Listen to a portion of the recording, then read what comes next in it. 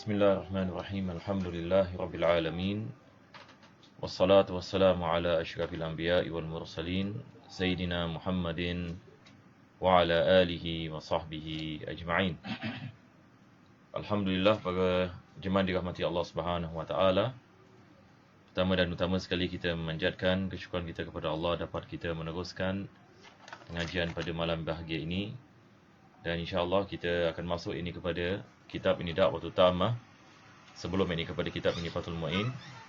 Mudah-mudahan Allah Subhanahu wa taala memberkati pengajian ini dan menjadikannya sebab pengampunan bagi segala dosa, dan Allah mengabulkan segala hajat dan menjadikan kita di antara hamba-hamba yang bertakwa dan memberikan kepada kita husnul khatimah.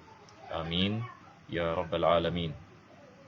Maka kita masih berada pada fasal yang mana Al-Imam Al-Haddad sedang membicarakan berkenaan yakni dengan adab-adab ini melakukan jual beli dan muamalah. Maka pada minggu yang lepas ini beliau mendatangkan yakni sebuah kisah berkenaan yakni dengan sifat yakni amanah yang ada pada sesetengah para ulama apabila yakni mereka melakukan jual beli. Maka seterusnya beliau membicarakan yakni tentang salah seorang yakni aulia Allah Subhanahu wa taala yakni yang terkenal, yang namanya adalah Al-Imam Sari As-Saqati, yang mana beliau mengatakan suatu berita lagi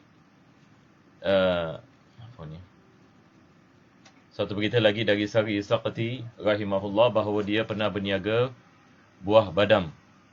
Dia membeli dengan harga 60 dinar dan mengambil untung sebanyak 3 dinar. Tidak berapa lama sesudah dia, datanglah orang tengah yang pernah menjual buah badam itu kepadanya secara bertanya, "Berapa harga buah badam yang engkau jual sekarang?" Jawab Sari Saqati, "Sama sahaja harganya 63 dinar."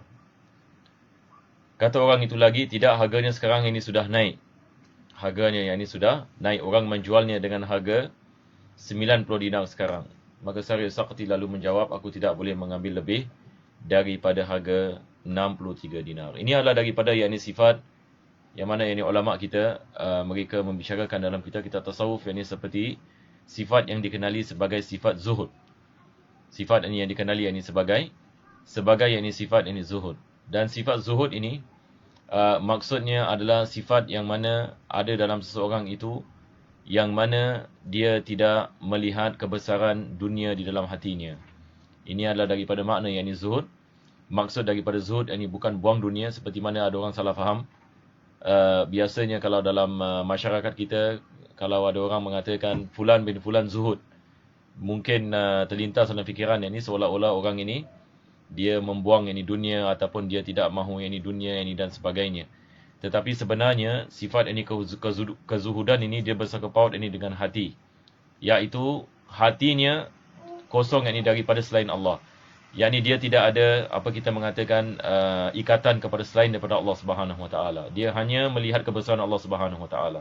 Di dalam hatinya tidak ada kebesaran dunia. Tidak ada kebesaran selain daripada Allah Subhanahu wa taala. Maka apabila manusia mampu mengeluarkan kebesaran selain Allah Subhanahu wa taala daripada hatinya, maka dia telah sampai kepada sifat, ataupun kita mengatakan dia mempunyai sifat, iaitu sifat yakni zuhud. Dan pada hakikatnya sifat ini bukan mudah yakni didapati. Yani ia bukan setakat ini kita mempelajari kita boleh mendapati ini sifat ini. Ia memerlukan ini lebih daripada itu. Ia memerlukan yakni mungkin yakni bertahunan dalam yakni susah payah ini untuk mendapatkan ini sifat seperti itu. Dan Nabi kita sallallahu alaihi wasallam adalah misal yang terbaik tentu sekali. Maka beliau menunjukkan ini kepada kita apa yang dimaksudkan ini dengan zuhud. Apabila ini malaikat ini datang kepada ini dan mengatakan, "Ya Muhammad sallallahu alaihi wasallam, mahukah kamu aku tukarkan gunung Uhud yang ini menjadi emas?" Ini cuba kita bayangkan. Mahukah aku yang ini menukarkan gunung Uhud ini menjadi emas? Maka Nabi sallallahu alaihi wasallam ini mengatakan, "Tidak ya Allah, lebih aku suka yakni engkau memberikan kepada aku makanan satu hari, maka aku bersyukur kepadamu. Dan kalau sekiranya aku tidak mendapatkan makanan, maka aku bersabar ini atas ini ketentuanmu." Yakni Nabi sallallahu alaihi wasallam ini bukan sebab ini dia tidak mahu, akan tetapi dia takut kalau sekiranya menjadi fitnah yakni ke atas ini umatnya, maka dia takut yakni umatnya bergaduh antara satu dengan yang lain, yakni dengan sebab keduniaan.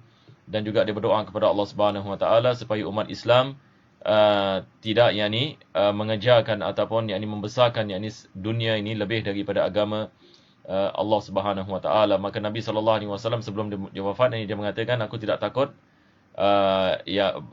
berkenaan dengan kaum Arab ini syirik kepada Allah Subhanahu Wa Taala, sebab di tanah Arab ini pada ketika itu Islam ini telah masuk kepada semua kampung dan Allah Subhanahu Wa Taala memberikan hidayah kepada kaum Arab ini. Tapi Nabi sallallahu alaihi wasallam ini mengatakan, tapi aku takut dunia yang ini masuk ke dalam hati kamu. Ini yang ditakuti oleh Nabi sallallahu alaihi wasallam sebelum beliau wafat.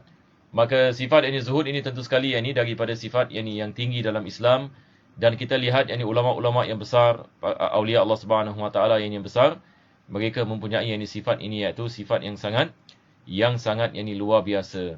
Jadi sehingga ulama kita mengatakan sehingga mereka menyamakan di antara emas dengan batu. Sehingga mereka menyamakan emas dengan batu. Ini maksudnya mereka tidak lihat apa-apa kebesaran selain daripada kebesaran Allah Subhanahu Wa Taala. Maka ulama seperti Sari As-Saqati, kalau kita baca tentang dia punya jalan kehidupannya, kita akan mendapati beliau merupakan salah seorang wali Allah Subhanahu Wa Taala yang besar sekali di kalangan umat Nabi Muhammad SAW. Ini yang disebutkan oleh Al-Imam Al-Qushairi dalam Risalah Qushairiyah. Kalau kita buka Risalah Qushairiyah, daripada ulama yang pertama sekali beliau menukilkan adalah nama Sari As-Saqati.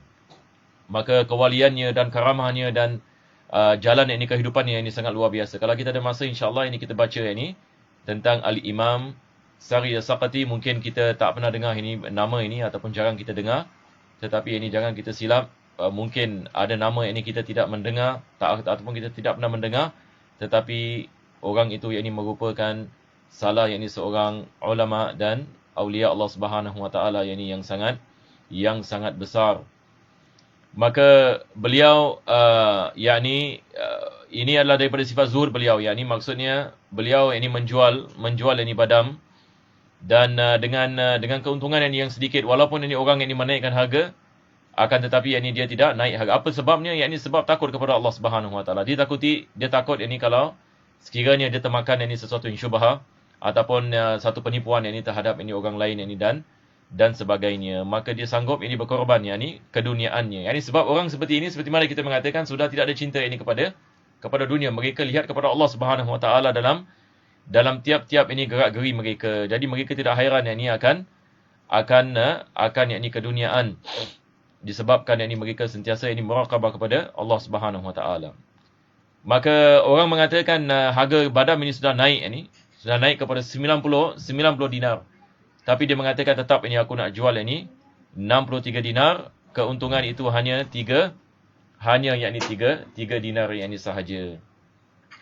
Maka beliau mengatakan, Al-Imam Al-Haddad mengatakan, berkata orang tengah itu pula, aku pun sama denganmu, aku telah berjanji kepada Allah bahawa aku tidak akan menipu atau merugikan seorang Muslim. Akhirnya Sari As-Saqati enggan menjual badamnya dengan harga 90 dinar.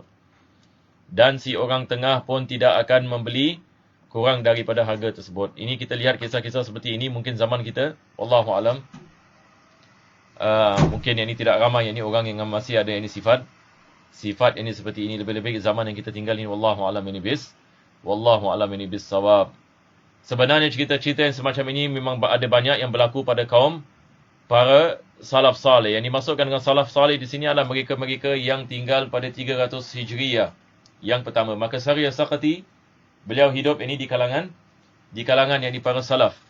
300 Hijriyah yang pertama beliau tinggal di Baghdad, dan beliau ada kait-mengait dengan Al-Imam Al-Junaid, Al-Imam Fudail. Mereka merupakan hidup dalam zaman yang dekat.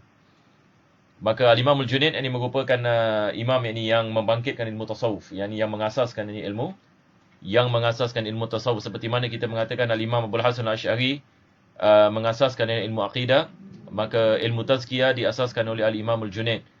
Maka Al-Imam Al-Junaid dengan Al-Imam Sari As-Saqati sikit lebih kurang zaman mereka tidak jauh. Dan bila kita mengatakan dia orang yang zuhud ataupun wali, bukan maksudnya dia bukan alim. Ini ulama besar.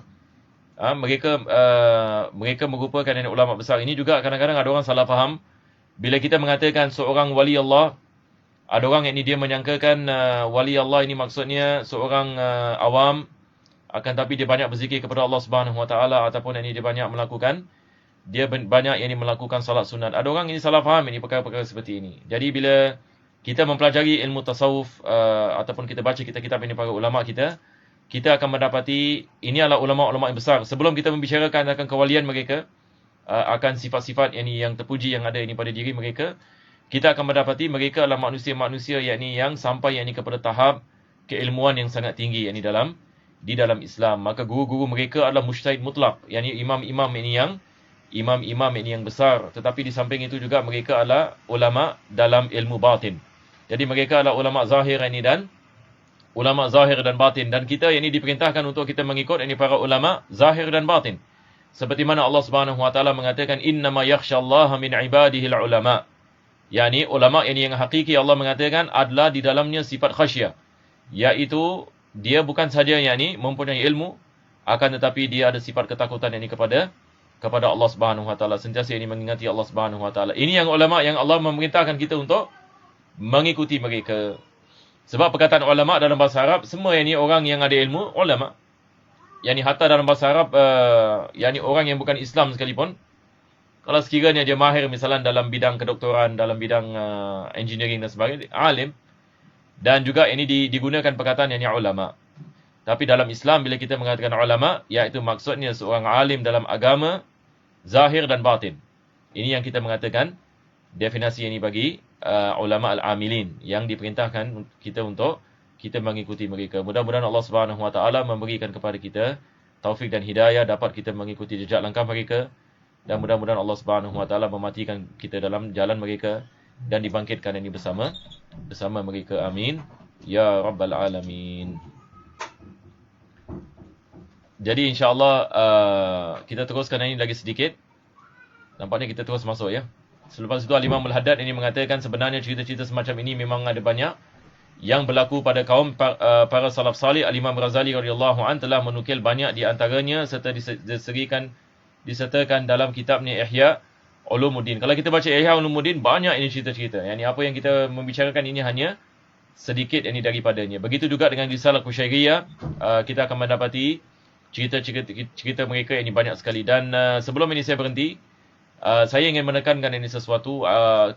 Zaman yang kita tinggal hari ini penting untuk kita menghidupkan kisah-kisah mereka. Sebab kita lihat banyak orang tak kenal banyak orang misalnya kita tanya siapa Al-Imam Al-Junaid, kita tak tahu. Siapa Imam Al-Sari Saqati, tidak tahu. Siapa Fudail bin Iyad, tidak tahu. Jadi ini kita mengatakan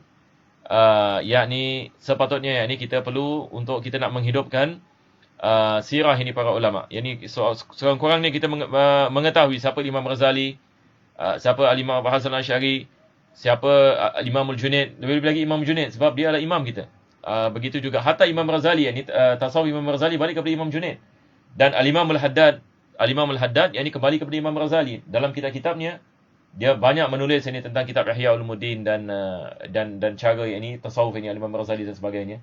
Al-Imam Ghazali kembali kepada Al-Imam Junaid Al-Baghdadi. Ini yang kita membicarakan tentang mereka. Dan banyak dinukilkan dalam kitab Ihya Ulumuddin nama seperti Fudail bin Iyad. Kalau kita baca Ihya, nama Sari Saqati, nama Fudail bin Iyad, ini semua nama-nama yang kita akan kita mendengar. Jadi saya merasakan kita harus melakukan sesuatu untuk kita mempelajari dan juga kita memperkenalkan kepada generasi ini ataupun lebih-lebih lagi golongan muda akan ulama-ulama ini. Sebab ini adalah ulama, bukan ulama biasa, tapi mereka adalah ulama zahir dan yang dan batin. Mudah-mudahan Allah Subhanahu Wa Taala memberikan kepada kita taufik ini insya-Allah. Jadi insya-Allah ini kita masuk kepada kitab Fathul Mu'in. Dan nampaknya masa berlalu dengan cepat ya. Sebelum ini kita meneruskan daripada mana kita berhenti. Minggu lepas kita membicarakan berkenaan dengan solat hari raya ya, dengan takbir mursal dengan takbir muqayyad. Tapi sebelum itu ada perkara yang penting kita kena faham ya, sebelum kita membicarakan tentang apa yang disebutkan oleh penulis di sini. Penulis ini sedang membezakan di antara solat sunat yang tidak disunatkan kita jamaah dengan solat sunat yang disunatkan kita jamaah. Dari solat sunat yang tidak disunatkan kita solat dengan jamaah, dia telah membicarakan. Dia termasuk solat tahiyatul masjid, solat sunatul wudu, solat yang istikharah, solat hajat. Ini semua adalah solat sunat yang tidak disunatkan kita melakukan solat dengan jamaah, termasuk solat duha dan sebagainya. Selepas itu, yang ini dia mengatakan berkenaan dengan solat yang disunatkan kita melakukan dengan jamaah. Dan jadi sekarang ni kita sedang berada di fasal ini. Ini yang dia mengatakan solat yang ni sunat bahagian yang kedua, iaitu disunatkan kita melakukan dengan jamaah. Jadi dia memulakan dengan salatul idain. Kenapa dia memulakan dengan salatul idain? Alhamdulillah. Kita akan mendapati banyak kitab-kitab dalam mazhab Syafi'i memulakan dengan salatul idain. Kitab Az-Zubat, kita lihat semua yang ni Muqaddimah Hadramiyah, semua mula dengan solat kedua hari raya. Sebab ini ulama kita mengatakan solat sunat yang paling afdal sekali, yang disunatkan kita melakukan jamaah, adalah solat kedua hari raya. Taib, hari raya Idul Adha ataupun hari Idul Fitri yang afdal Idul Adha. Nampak tak? Idul Adha dikenali sebagai Idul Akbar, seperti mana penulis ini mengatakan. Manakala Idul Fitri dikenali sebagai Idul Asghar. Jadi kita ada hari raya yang besar dengan hari raya yang kecil. Maka hari yang besar dikirakan ini hari raya Idul Adha. Disebabkan ada kait dengan haji. Itu sebab Idul Adha ini dia lebih kita mengatakan lebih dimuliakan daripada Idul Fitri, disebabkan ini dia ada kait mengait ini dengan haji, dan juga ini kait mengait ini dengan kisah Nabi Ibrahim AS dan banyak lagi perkara-perkara yang bersangkut paut. Jadi kita telah membicarakan ini tentang solat hari raya. Saya rasa tidak ada masalah ya. Solat hari raya kita membicarakan tentang masa yang ini melakukan, dan juga penulis membicarakan tentang takbir. Kita ada takbir yang dilakukan dalam solat, takbir yang dilakukan di luar solat. Dalam solat disunatkan kita takbir 7 kali pada rakaat yang pertama dan 5 kali pada rakaat yang kedua. Lepas itu kita ada takbir yang mursal dan muqayyad. Takbir mursal adalah takbir yang tidak berkait, manakala muqayyad adalah takbir yang berkait. Ini bagi Idul Adha dimulakan dengan takbir muqayyad sampai terbenamnya matahari pada malam ini hari raya. Selepas itu mula takbir mursal sampai imam membaca takbiratul ihram. Ini apa yang penulis ini membicarakan, seperti mana kita membicarakan ini pada minggu yang lepas. Maka pada kedua-dua hari raya takbir ini mursal daripada terbenamnya matahari sehingga ihramnya imam. Jadi ini adalah takbir yang mursal. Maksud daripada takbir mursal ini sebagai murajaah ya. Takbir mursal ini maksudnya takbir yang tidak berkait. Ini maksudnya disunatkan kita melakukan takbir pada bila-bila masa. Ini yang dimaksudkan dengan takbir yang mursal. Manakala takbir yang muqayyad adalah takbir yang disunatkan kita melakukannya selepas solat. Sama ada solat yang wajib ataupun solat yang sunat. Jadi apabila terbenamnya matahari pada malam hari raya, masuk takbir mursal bagi kedua-dua hari raya, bagi Idul Fitri dan juga Idul Adha. Bilakah habis ini takbir mursal? Takbir mursal ini habis ini apabila imam yang ni membaca takbiratul ihram. Maka habis ini takbir mursal dan bermula takbir muqayyad. Ini bagi Idul Adha. Tapi bagi Idul Fitri sudah tidak takbir. Yang ini setelah imam ini membaca takbir ini takbiratul ihram ini bagi salat hari raya, sudah tidak ada takbir. Jadi inilah khulasa ini apa yang kita membicarakan ini pada minggu yang lepas. Baik, selepas itu penulis ini mengatakan kedua solat ini gerhana, iaitu gerhana matahari dan bulan. Kita ada istilah yang dikenali sebagai kusuf dan khusuf. Kusuf adalah gerhana matahari, khusuf gerhana bulan. Tapi kadang-kala kedua-dua digunakan ini antara satu dengan yang lain. Kadang-kadang ada kitab ini mengatakan salatul khusuf. Yang dimaksudkan ini khusuf dan kusuf. Ada kitab ini mengatakan salatul kusuf. Yang dimaksudkan adalah kusuf dan khusuf. Jadi ini adalah daripada jenis lafaz yang mana kalau dia bersama, dia berbeza. Kalau dia tak bersama, dia sama. Boleh faham? Kita macam dalam bab zakat, seperti mana ulama kita mengatakan perkataan fakir dan miskin. Fakir dan miskin kalau disebut dalam ayat yang sama, maknanya berbeza. Tapi kalau kita mengatakan fakir sahaja, miskin pun termasuk di dalamnya. Kalau kita menggunakan istilah fakir, yang dimaksudkan adalah fakir dan miskin. Tapi kalau kita mengatakan fakir dan miskin, sekarang kita membezakan maknanya. Ini yang dimaksudkan, apabila dia bersama, dia berbeza. Apabila dia berpisah, dia bersama. Maknanya. Jadi solat kusuf dan khusuf, kalau kita hanya mengatakan kusuf, dia boleh membawa makna kusuf dan khusuf. Tapi kalau kita kedua-duanya kita mengatakan ini khusuf dan kusuf, maka maknanya ni berbeza. Ala kulli hal ini tidak begitu penting lah, tapi cuma yang ni kadang-kala yang ni apa kita mengatakan digunakan yang ni begitu. Jadi penulis ini mengatakan wasalatul kusufain. Yani salat ini dua kusuf. Tapi sebenarnya dia kusuf dan khusuf, betul ke tidak? Dia salat yang ni kusuf ini dan yang ni khusuf. Selepas itu dia mengatakan ai kusyufi syamsi wal qamar. Yang ni salat yang ni gerhana dan matahari dan gerhana bulan. Dan beliau mengatakan paling sedikit yang ni salat gerhana dapat dikerjakan 2 rakaat, ini sebagaimana salat sunat zuhur. Ini adalah martabat yang pertama. Yang ni minimum. Yang ni berlaku misalan gerhana. Jadi kita salat ini seperti salat sunat yang biasa 2 rakaat. Tanpa yang ni kita melakukan 2 rukuk dengan 2 qiyam. Kita solat seperti biasa. Ini adalah martabat yang pertama. Jadi martabat yang pertama dia adalah 2 rakaat ini seperti biasa. Selepas itu dia membicarakan tentang martabat yang kedua, adnal kamal. Adnal kamal ini yang biasa yang kita melakukan. Kita melakukan 2 rakaat dengan 4 qiyam, dengan 4 rukuk, betul ke tidak? Sebab 1 rakaat kita ada 2 qiyam dengan 2 rukuk. 1 rakaat kita ada 2 qiyam dengan 2 rukuk. Jadi ini yang biasa kita melakukan. Jadi penulis ini mengatakan adnal kamal, yakni yang lebih sempurna sikit. Yang martabat yang kedua yakni dengan cara menambah yakni berdiri, rukuk dan membaca Al-Fatihah masing-masing 1 kali pada setiap rakaat. Yakni maksudnya pada setiap rakaat kita baca Al-Fatihah dan surah. Lepas itu kita bangun lagi Fatihah dan surah. Jadi pada 1 rakaat kita ada 2 qiyam, 2 Fatihah, 2 surah. Jadi semua sekali yang kita melakukan 4 qiyam. Jadi maksudnya kita baca 4 kali Fatihah dan 4 kali surah. Jadi ini adalah martabat yang keberapa? Martabat yang kedua. Selepas itu dia mengatakan yang lebih sempurna. Ini masya-Allah ya. Ini berdasarkan dengan hadis Nabi sallallahu alaihi wasallam. Yani Nabi sallallahu alaihi wasallam ini seperti mana diriwayatkan, dia pada rakaat dia melakukan salat gerhana ini 2 rakaat, 2 qiyam, 2 rukuk. Pada rakaat yang pertama dibaca Al-Baqarah. Ini seperti mana Al-Imam Ibn Hajar menukilkan dalam kitab Bulughul Maram.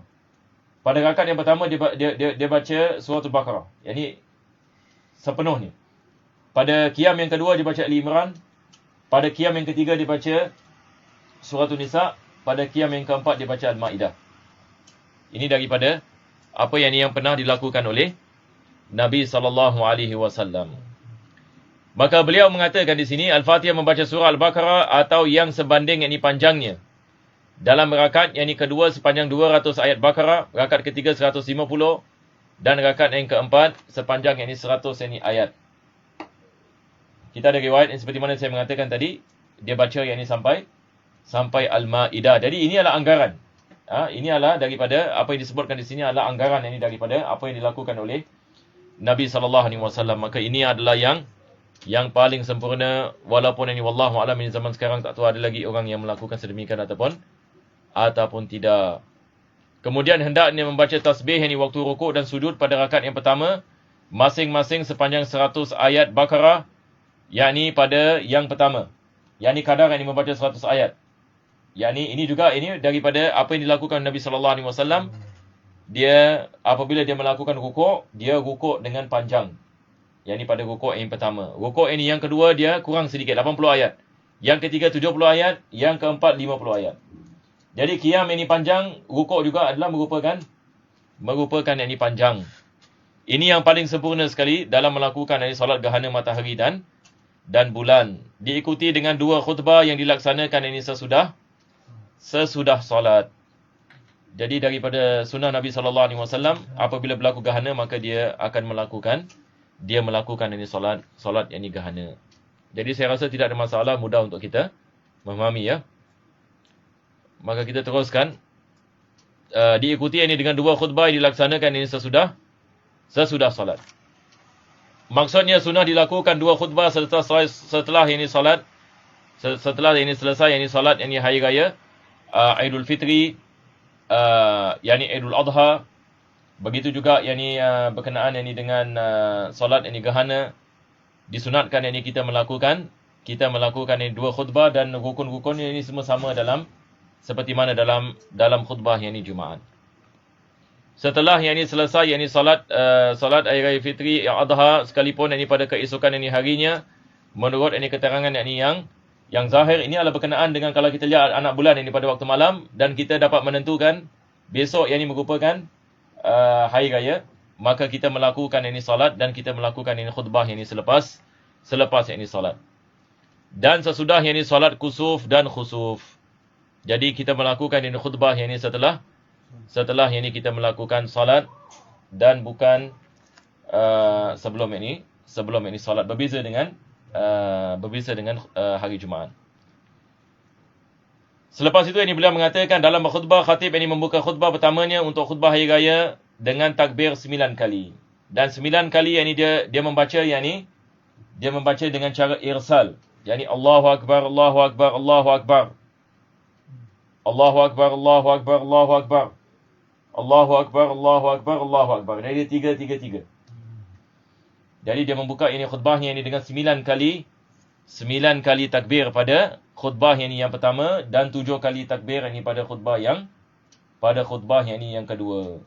Jadi pada solat khutbah hari raya disunatkan kita membuka takbir dengan 9 kali, dan kita mengatakan 7 kali. Perkataan yang disebutkan oleh penulis di sini wala'an. Wala'an dengan terus menerus. Jadi caranya dengan kita baca 3. Allahu akbar, Allahu akbar, Allahu akbar. Allahu akbar, Allahu akbar. Allahu akbar. Seperti itu. Yang kesemuanya sambung menyambung satu dengan yang berikutnya. Boleh insya-Allah ya. Ini dimasukkan dengan wala'an. Jadi perkataan wala' maksudnya mualah, daripada perkataan mualah, berterusan.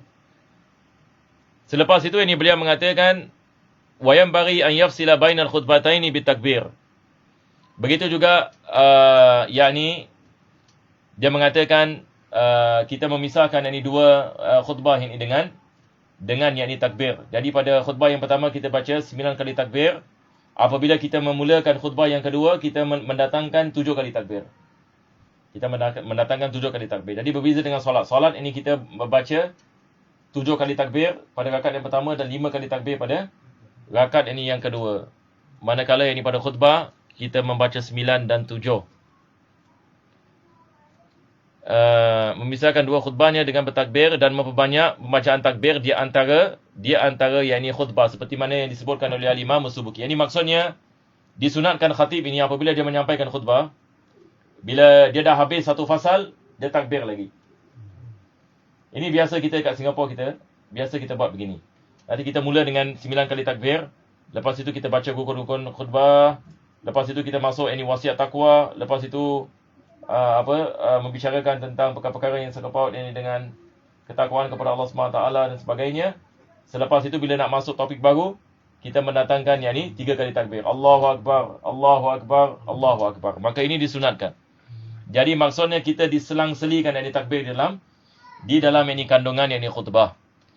Tidak disunatkan bagi hadirin orang yang mendengar khutbah dia takbir. Tidak disunatkan sebab sudah tidak ada takbir lagi. Bila dah habis salat bagi Idul Fitri hatta Idul Adha, tidak disunatkan kita bagi hadirin mendatangkan takbir bila khatib menyampaikan khutbah. Jadi ini hanya disunatkan bagi khatib sahaja dalam khutbah.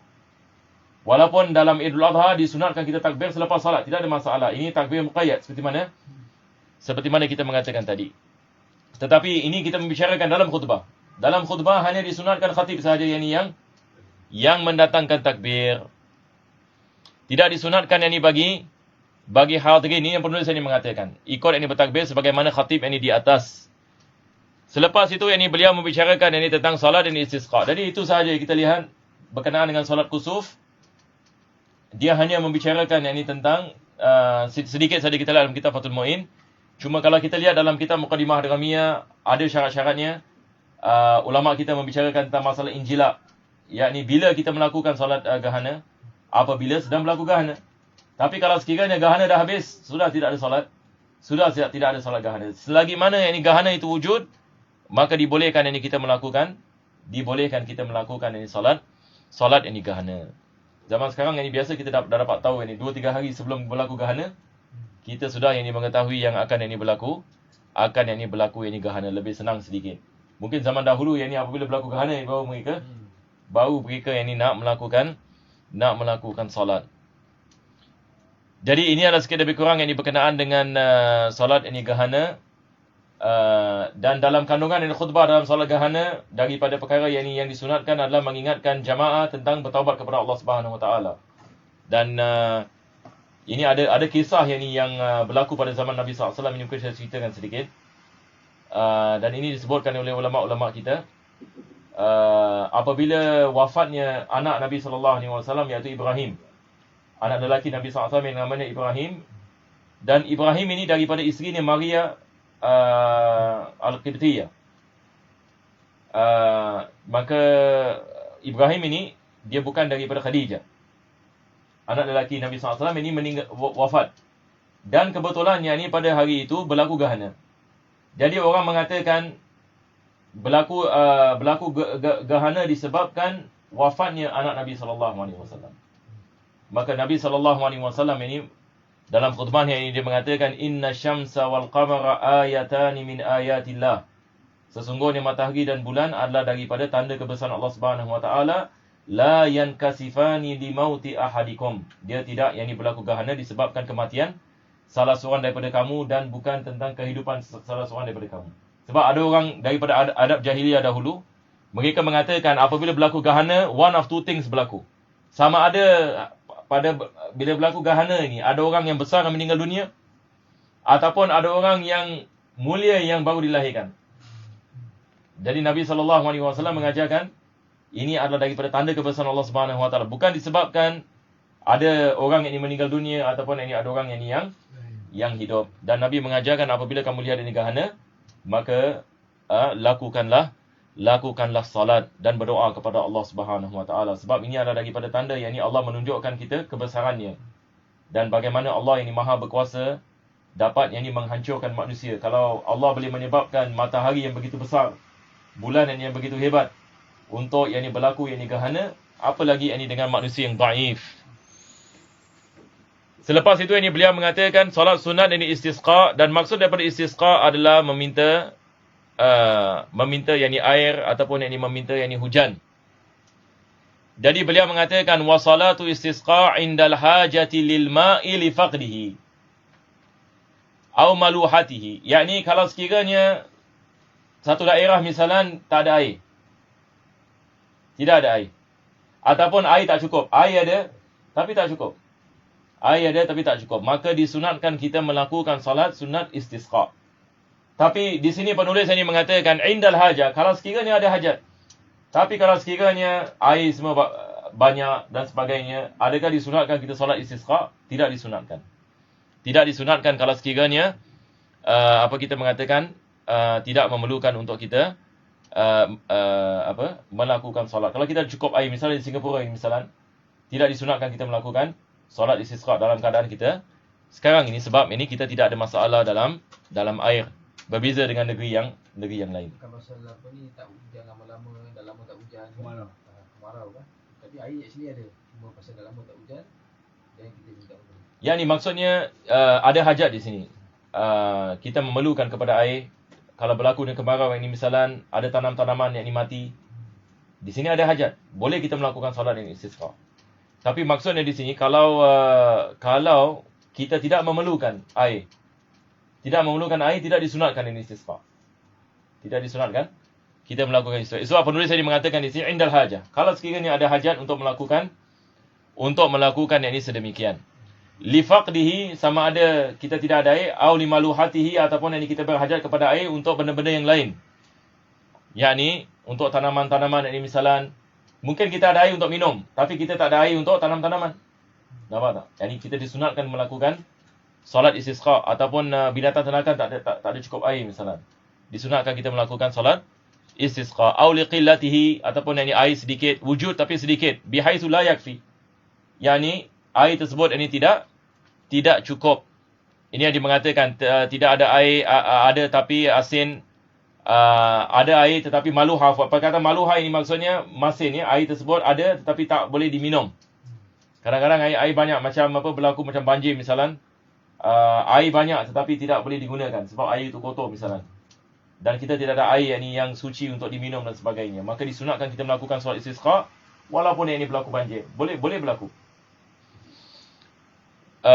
Wahia ka salatil Id. Jadi dia mengatakan salatul istisqa seperti solat hari raya. Ini apa maksudnya? Maksudnya khutbah dan solat ini seperti apa yang kita sebut ini dalam solat hari raya. Kita solat dahulu ini baru kita melakukan khutbah. Lakin yastaghfirul khatibu badala takbir. Tadi dalam solat hari raya disunatkan kita laungkan takbir 9 kali. Khutbah yang pertama 7 kali pada khutbah yang kedua. Tetapi salatul istisqa kita tukar takbir dengan astaghfirullah. Ataupun astaghfirullahalazim, astaghfirullahalazim, astaghfirullahalazim. Kita mendatangkan 9 kali pada khutbah yang pertama dan 7 kali pada khutbah yang kedua. Kenapa? Sebab dalam Al-Quranul Karim Allah Subhanahu Wa Taala apabila dia sebut tentang hujan, apabila Allah sebut tentang air, bagaimana Allah menciptakan air hujan, Allah Subhanahu Wa Taala memerintahkan manusia untuk istighfar. Wa qul istaghfiru rabbakum innahu kana ghafara. Dan katakanlah kepada umatmu, istighfarlah kepada Allah Subhanahu Wa Taala, Allah yang menurunkan hujan. Allah Subhanahu Wa Taala menurunkan hujan. Maka ulama kita mengatakan daripada sebab hujan tak turun disebab banyak melakukan maksiat. Disebab apabila banyak ini maksiat menjadi maharajalela, daripada sebab ini tidak turun ini hujan ada disebabkan dosa, maka kita memerlukan ini kepada istighfar. Itu sebab dalam salatul istisqa dia ada berkenaan dengan taubat dan istighfar. Kandungan khutbah pun sama juga. Kandungan khutbah berkenaan dengan taubat dan istighfar. Sebab ini adalah daripada sebab ini kenapa Allah tidak menurunkan hujan. Mudah-mudahan Allah memberikan ini kepada kita kebaikan insya-Allah. Maka beliau mengatakan badala takbir fil khutbati wa yastaqbilu qiblata halata du'a. Dan dia menghadap ini kepada kiblat apabila dia berdoa kepada Allah Subhanahu Wa Taala. Ini kalau kita lihat hadis Nabi SAW dalam salatul istisqa, apa yang dilakukan oleh Nabi SAW ini dia memakai ridak. Yang ini kebiasaan Nabi SAW ini dia memakai macam apa kita panggil apa hari ini syal kan. Jadi Nabi SAW dia memakai syal, dia menyelubungi dia punya apa kita mengatakan dia punya bahu. Jadi dia bila pakai ini syal ini dia tutup ini bahunya. Jadi jadi bahagian kanan ini jadi apabila dia berdoa dia menghadap ini kepada kiblat. Ini selepas ini semasa khutbah yang kedua. Semasa ini khutbah yang kedua, dan apabila waktu nak berdoa maka dia tukar dia punya syal. Yang sebelah kanan dia pergi ke sebelah kiri, kiri yang pergi sebelah kanan. Dan dia menghadap kiblat dan dia mengangkat tangan dia berdoa. Dia mengangkat tangan ini begini. Ini daripada doa Nabi SAW dalam istisqa. Dikatakan sehingga dapat lihat ini keputihan ketiaknya. Ini yang dilakukan Nabi SAW, maka disunatkan bagi khatib apabila berdoa tidak disunatkan menghadap makmum. Sebab biasa kalau solat Jumaat khatib ini menghadap makmum. Tapi dalam salatul istisqa dia tidak menghadap makmum. Dia menghadap ini kiblat dan dia melakukan tahwil. Ini kita panggil dia tahwil. Tahwilu ghida. Tahwilu ghida adalah Kita menukar bahagian ghida. Boleh faham insya-Allah ya? Kalau ada orang menanyakan kenapa Nabi SAW melakukan sedemikian? Kenapa dia melakukan sedemikian? Baik, ini berkenaan dengan Nabi SAW kita harus faham ya. Kita ada hadis misalnya dalam Syama'il mengatakan kana yu'jibuhu tafa'ul. Nabi SAW ini dia sangat suka kepada tafa'ul. Tafa'ul. Yakni misalan ada dia bila keluar musafir, sahabat dia menanyakan kepada sahabat ada 2 jalan misalan, ada 2 jalan. Jadi dia menanyakan jalan ini apa nama dia? Jadi dikatakan nama baik sikit. Anda tak ingat apa dia. Jalan yang kedua nama macam macam menyerikan ataupun nama tak baik. Nabi SAW dia suka kepada tafaul, dia ambil yang baik. Nampak tak? Ini kita panggil tafaul. Kalau dalam bahasa kita panggil apa? Kita panggil kalau dalam bahasa Inggeris kita panggil good omen. Bahasa Inggeris mereka mengatakan ini good omen. Macam seperti kita lihat nama benda ini baik, kita jadi beli. Tapi yang nama yang tak baik kita tak beli. Ini tafaul. Kita panggilnya tafaul. Maka Nabi SAW ini dia suka kepada tafaul. Dia suka kepada tafaul. Itu sebab dia suka kita menamakan anak-anak kita nama yang baik. Ada orang Arab Badui datang kepada Nabi SAW. Nabi tanya, yang ni siapa yang ni anak kamu? Lepas itu yang ni dia mengatakan yang ni anaknya nama anjing. Apa anjing yang ni yang apa? Yang garang. Dan Nabi SAW tak suka. Nabi SAW suka dia tukar nama. Yang ni nama yang ni nama yang baik. Jadi ini adalah daripada makna yang tafaul. Jadi bila Nabi SAW melakukan sedemikian, apa maksudnya? Maksudnya dia adalah satu tafaul supaya Allah mengubahkan keadaan. Seperti mana dia mengubahkan yang ni dia punya syal daripada kanan ke kiri dan kiri ke kanan, supaya Allah Subhanahu Wa Taala mengubahkan keadaan orang Islam daripada tak ada air kepada air. Nampak tak? Ini tafaul. Dan ini adalah perkara yang dilakukan oleh Nabi SAW. Maka kita juga disunatkan melakukan sedemikian. Dan juga di sini juga hadis ini berkenaan dengan kelebihan memakai gidak. Sebab Nabi SAW ini dalam salat, dalam khutbah dia menggunakan gidak. Dia memakai yang ini gidak. Dan cara gidak Nabi SAW dia adalah menyelubungi kedua yakni bahu. Selepas itu ini beliau mengatakan wa yastaqbilul qiblata halata du'a ba'da sadril khutbati tsaniyah. Ini penting ya. Ai nahwi sulusiha.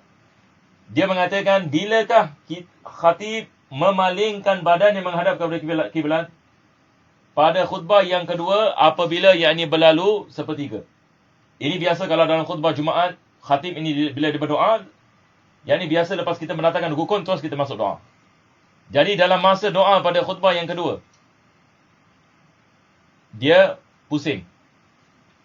Menghadap kepada kiblat, mengangkat ini tangannya. Dan melakukan tahwil. Boleh insya-Allah melakukan ini tahwil.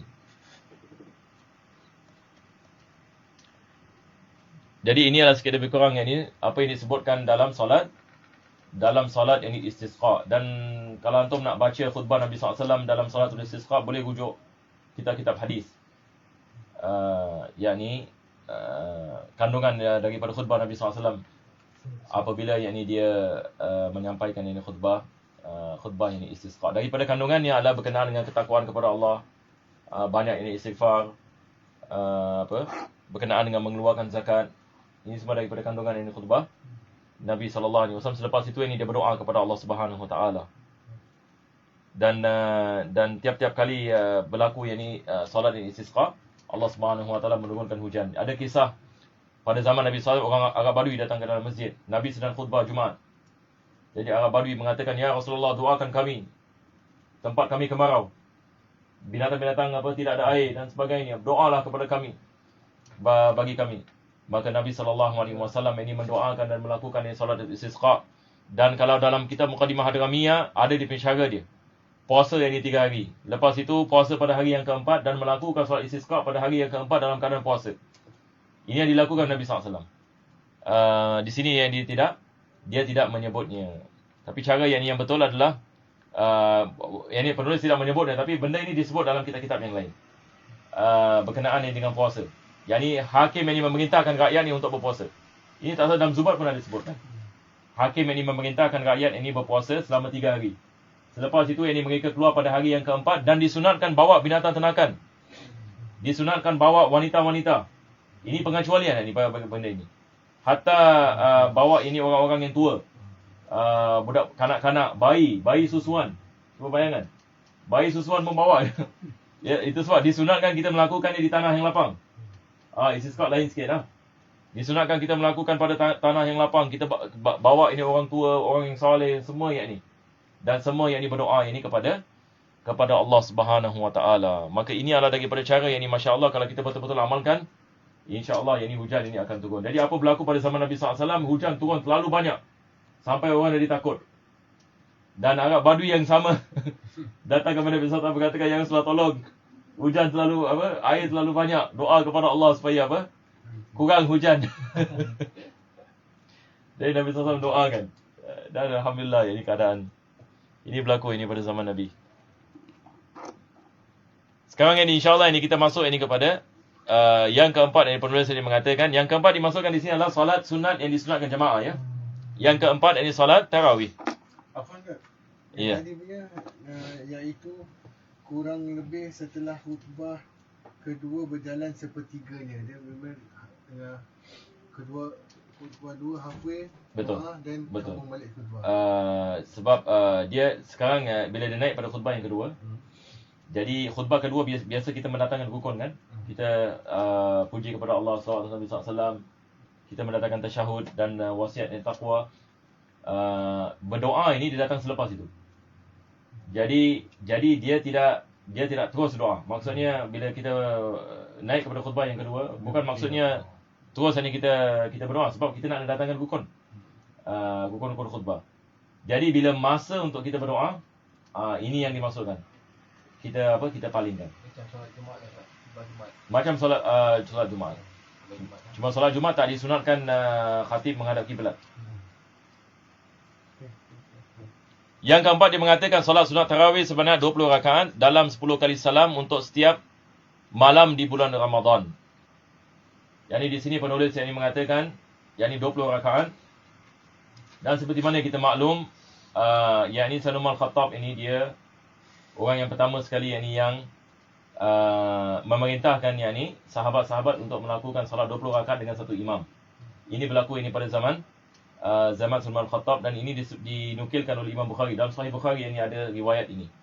Jadi orang mengatakan kepada Sayyidina Al-Khattab, bagaimana engkau mendatangkan sesuatu yang tidak pernah dilakukan oleh Nabi SAW?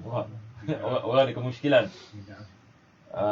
Dia datang kepada Sayyidina Umar yang mengatakan, kenapa engkau melakukan sedemikian? Dia mengatakan ni'matul bid'ah. Dia mengatakan ini adalah sebaik-baik bid'ah. Sayyidina Al-Khattab. Jadi ini adalah isyarat daripada beliau. Dan sahabat-sahabat yang lain ikut.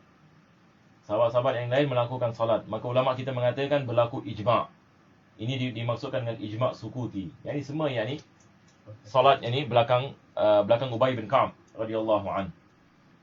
Jadi itu sebab ulama kita mengatakan barang siapa yang bercanggah dengan ijma', maka dia telah melakukan satu perkara yang bid'ah yang tercela. Sebab daripada makna bid'ah, kalau kita melakukan sesuatu yang bercanggah kepada salah satu daripada tiga perkara. Sama ada kita melakukan perkara yang bercanggah dengan Al-Quran, nas Al-Quran yang terang. Yang kedua, ataupun kita bercanggah dengan hadis Nabi SAW yang diterima. Yang ketiga, ataupun kita bercanggah dengan ijma' muslimin. Apalagi ijma' para sahabat Nabi SAW. Jadi kebanyakan yang di madhab melakukan solat 20 rakaat, kecuali Imam Malik. Imam Malik 36 rakaat. Seperti mana antum tahu kan? Dalam madhab Maliki 36 yang ni. Sebab Imam Malik di Madinah dia mengatakan orang Makkah pada lepas 4 rakaat dulu mereka lakukan tawaf. Lepas 4 rakaat tawaf. Jadi kita mengatakan Madinah yang ni tak ada Kaabah. Apa kita nak buat? Kita gantikan 4 rakaat. Jadi lepas 4 rakaat 4 rakaat. Faham? Jadi kita gantikan yang ni tawaf ini dengan 4 rakaat. Jadi 4 kali 4 yang ni dapat 16. 16 yang campur 20 dapat 36. Jadi dia melakukan ini 36 rakaat. Ini di tarikh banyak orang melakukan 100 rakaat. Apa lagi nak cakap?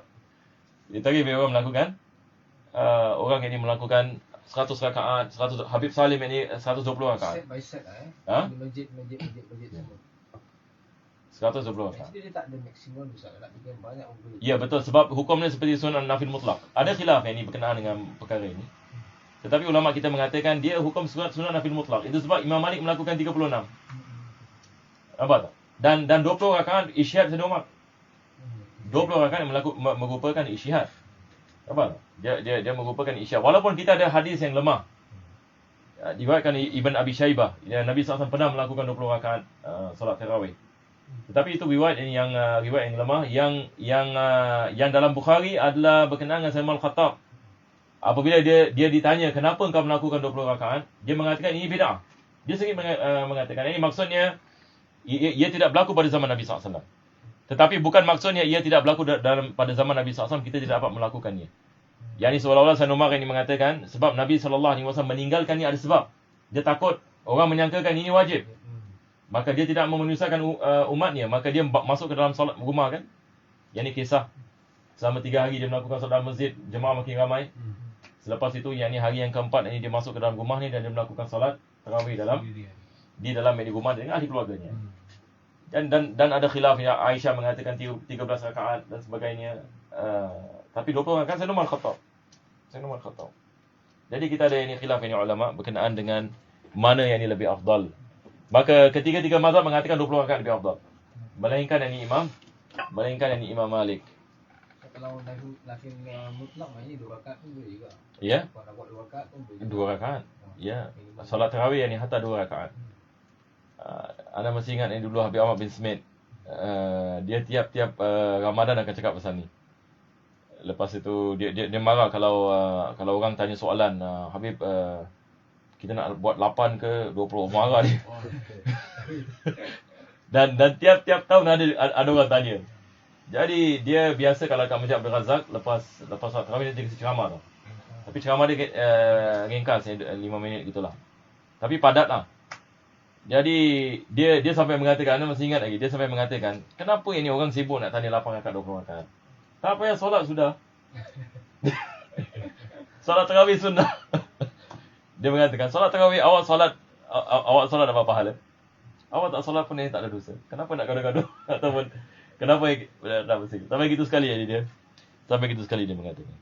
Dan dia lepas dia solat 20 rakaat di Masjid Abdul Razak, dia solat 20 rakaat di rumah. Habib Ahmad bin Smith.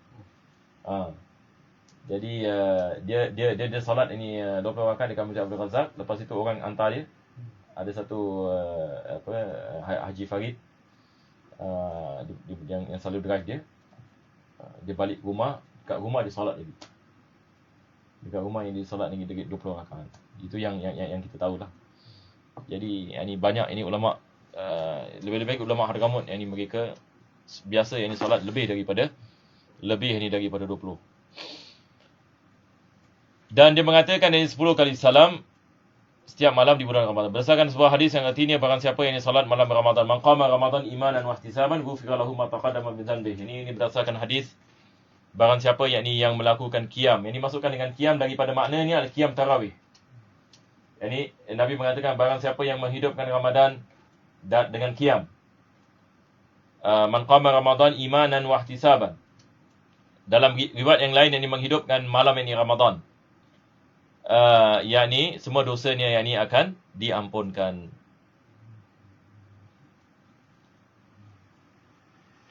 Wajib ini salam setiap 2 rakaat. Wajib salam ini setiap 2 rakaat. Apabila salam 1 kali dalam 4 rakaat, maka solatnya tidak sah. Sebab tidak ada riwayat Nabi SAW ini melakukan solat tarawih 4 rakaat dengan 1 salam. Tidak diriwayatkan sama sekali. Maka barang siapa yang melakukannya, maka batal ini solatnya. Walaupun di Singapura ada orang yang melakukan. Ada orang yang melakukannya. Ada. Jadi kita harus yang ini prihatin ya. Masalah ini. Ada 8. Jadi kita tidak boleh melakukan yakni lebih daripada 2 rakaat dengan 1 salam. Ini yang dimaksudkan. Hal ini yang berbeza dengan solat sunat zuhur, asar, duha dan witir. Kenapa beza? Sebab Nabi SAW melakukannya. Nabi SAW ini melakukan, ada riwayat berkenaan dengan qabliyah zuhur. Nabi melakukan 4 rakaat ini dengan 1 salam ini dan sebagainya. Dalam pelaksanaannya supaya niat ini melakukan solat tarawih ataupun niat solat ini sunat ini Ramadan. Ini ada kita nak tukar sikit ya. Dia mengatakan wayanwi biha tarawih atau qiyam Ramadan. Ini maksudnya sama ada kita mengatakan usalli tarawih boleh, ataupun usalli sunat tarawih tidak ada masalah, ataupun usalli qiyam Ramadan. Ini yang penulis tadi mengatakan usalli qiyam Ramadan. Cuma dia terjemahkan niat solat sunat Ramadan. Dia adalah qiyam Ramadan. Jadi mungkin kita tulis ini. Tambah Qiyam. Ataupun niat solat qiyam Ramadan. Tadi awak kata tu yang usalli sunat tarawih. Sama ada kita mengatakan usalli tarawih boleh, ataupun usalli sunat tarawih. Yang ini yang dengan qiyam sunat qiyam. Ataupun kita mengatakan solat sunat qiyam Ramadan. Dia tak sebut qiyam. Jadi kita tulis qiyam. Solat sunat qiyam Ramadan. Sebab solat tarawih ni dia adalah daripada solat qiyam. Dikenali sebagai qiyam pada bulan Ramadan. Yang ni barang siapa yang melakukan solat tarawih pada bulan Ramadan, dia telah melakukan qiyam. Yang ni maksudnya dia telah menghidupkan malam.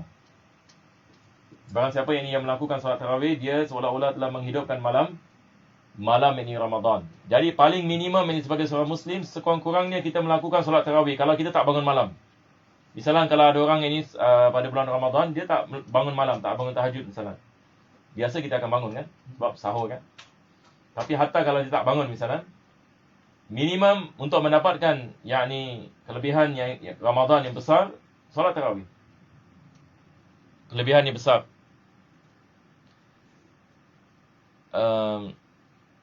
Masya Allah dah pukul 10 ya. Supaya niat melakukan solat tarawih. Melakukannya di awal waktu lebih utama daripada di tengah malam setelah bangun daripada tidur. Khilafan lima wahimahul Khulaimi. Ini ada perbezaan yang berkenaan dengan mana lebih afdal. Adakah kita melakukan solat tarawih sejurus selepas ini melakukan solat isyak, ataupun yang ini kita tidur dulu, lepas itu kita bangun dan kita melakukan ini solat tarawih. Maka yang lebih afdal adalah kita melakukannya pada awal waktu. Dan waktunya adalah selepas kita melakukan solat isyak. Baru kita boleh melakukan solat tarawih.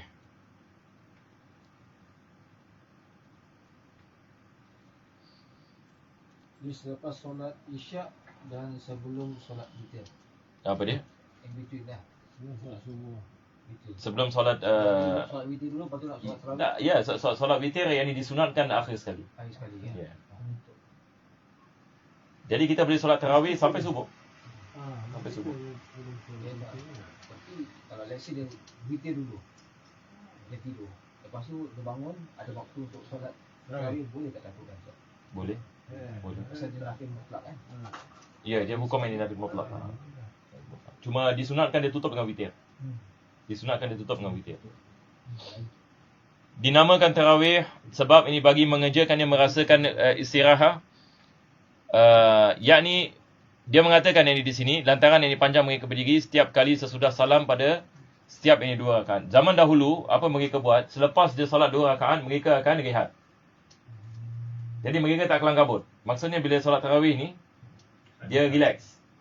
Jadi solat 2 rakaat, lepas itu mereka rehat. Solat 2 rakaat, rehat.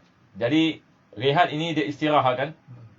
Jadi perkataan tarawih daripada perkataan tarwih. Tarwih ini maksudnya istirahat. Jadi itu sebab solat ini dikenali sebagai solat tarawih. Yang ini solat istirahat. Itu solat laju tu Ustaz macam mana? Apa dia? Solat laju tu macam exercise. Masih nak duduk 10. Oh. Keadaan Singapura ni agak berbeza sikit lah. Kalau di Timur Tengah macam apa, di negara Arab seperti di Yaman, saya rasa di Saudi pun Saudi. Dia tak ada kelang kabut. Sebab sebab mereka pun keadaan mereka berbeza dengan kita. Sebab mereka kalau Ramadan, masya-Allah ini mereka mula kerja lepas Zuhur. Mereka mula kerja lepas Zuhur. Macam di Singapura yang ni kesian ni. Orang pukul 8 pagi dah mula kerja kan. Jadi tidak ada masalah insya-Allah. Jadi kita berhenti di sini ya. Sebab dah masa. InsyaAllah kita sambung ini pada minggu yang akan datang. Bismillahirrahmanirrahim. Alhamdulillah Rabbil Alamin. Allahumma salli wa sallim ala sayyidina Muhammad wa ala ali sayyidina Muhammad wa radhani sahabat ajma'in. Allahumma inna nas'aluka ziyadatan fid din, barakatan fil umur, sihhatan bil jasad, wa sa'atan fil rizq, wa tawbatan qabla al-maut, syahadatan lil maut, barakatan ba'da al-maut, sa'atan nisab, wa amanan wa adab nasiba min jannah. Warzuqna azwajaka al-karim sallallahu alaihi wasallam Muhammadin wa ala alihi wa sahbihi sallam. Alhamdulillah rabbil alamin. Al-Fatihah. أعوذ بالله من الشيطان الرجيم. بسم الله الرحمن الرحيم. الحمد لله رب العالمين الرحمن الرحيم. محمد الذي تنحل به العقد وتنفرج به الكرب وتقضى به الهوائج وتنال به الرغائب وحسن الخواتم